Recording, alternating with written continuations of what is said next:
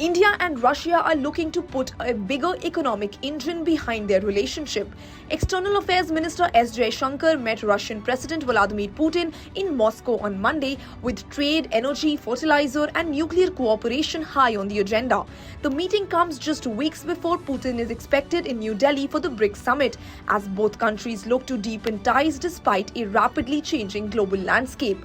Jaishankar said that India-Russia economic cooperation has grown significantly, with bilateral trade in goods increasing almost fourfold in the last 5 years, from around $13 billion in 2021-22 to nearly $60 billion in 2025-26.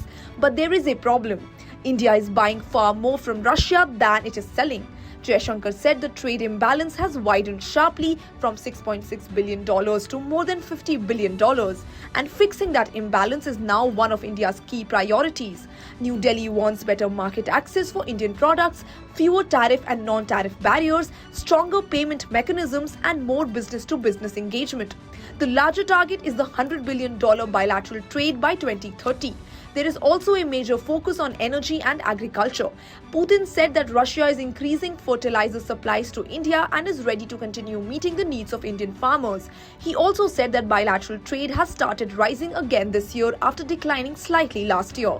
But the relationship goes beyond trade. Nuclear cooperation remains an important part of the partnership, while energy continues to be a major pillar of India's engagement with Moscow. And there is another important meeting coming up.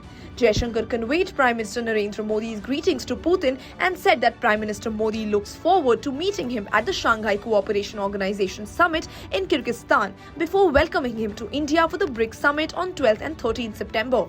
That makes the coming weeks particularly significant for India-Russia ties. The two countries are also navigating major geopolitical pressure, from the Ukraine conflict to tensions in West Asia and a changing global trade environment.